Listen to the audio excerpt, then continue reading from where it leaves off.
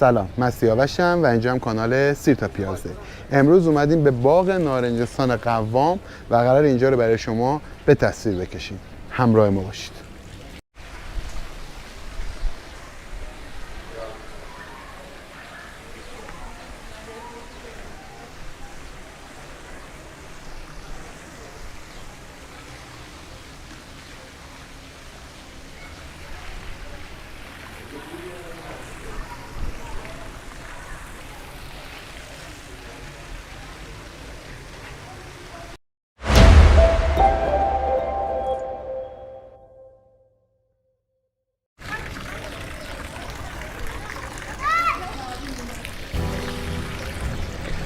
بچه‌ها این خونه نارنجستان قوام به این دلیل به این اسم نامگذاری شده که پر از درخت نارنج و مربوط به خاندان قوام شده. حالا خاندان قوام کی بودن؟ یکی از قدرتمندترین خاندان زمان قاجار در شیراز بودن، به طوری که خود شیرازی‌ها میگن که تا قبل از محمد رضا شاه، یعنی تا قبل از دوره پهلوی، یعنی بهتر بگم، خاندان قوام در شیراز شاه بوده، در این حد قدرت داشته. و جالبیش اینه که این خاندان یک اصل و نسبشون میخوره به یهودیت.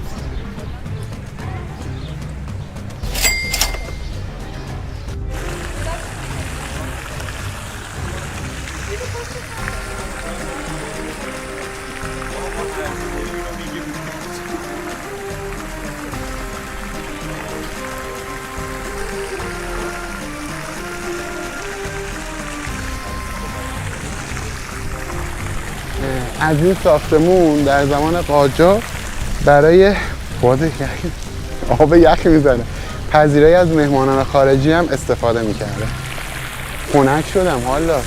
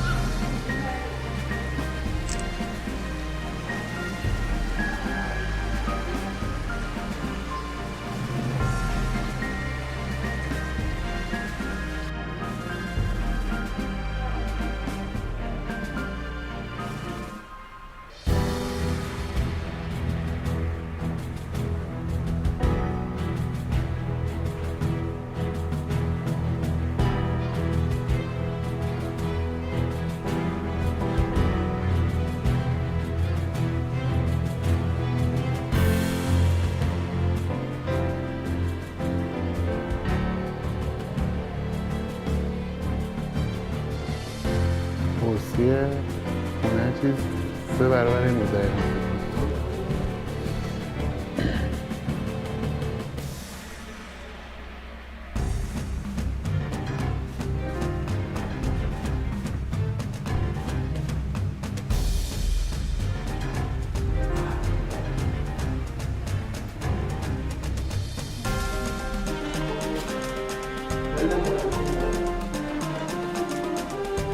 حتما آمد بریم بالا.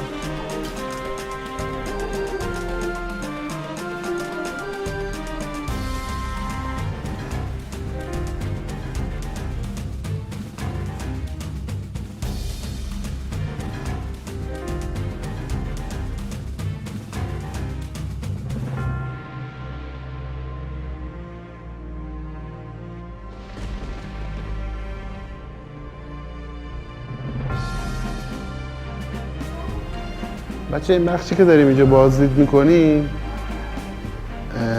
همچنان بیرونی نارنجستان قوام محسوب میشه. بخش اندرونیش پشت همینجاست به نام خونه زینت الملوک که اون رو تو ویدیوی هفته آینده خواهید دید. تو ویدیو بعدی، نه هفته دیگه، حالا جدیدا ما هفته 2 تا ویدیو میذاریم. بیرونی و اندرونی این خونه از طریق یه زیرزمین به هم راه داره که جالبه. دیوارنویسی اثر حسین قهرمانی، نقاش موزه نارنجستان 1364.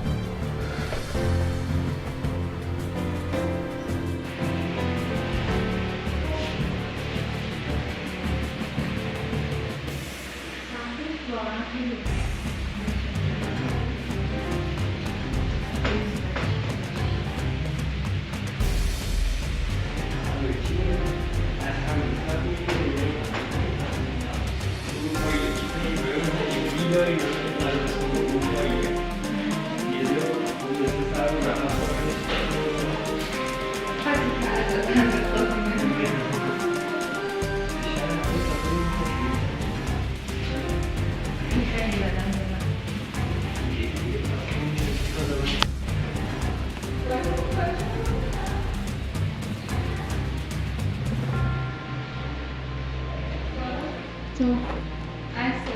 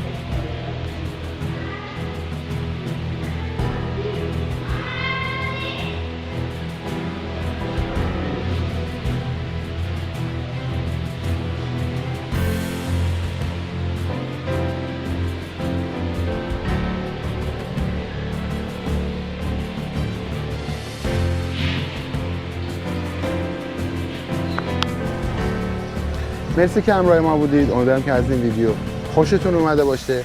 لایک، کامنت و سابسکرایب یادتون نره. تا ویدیو بعد.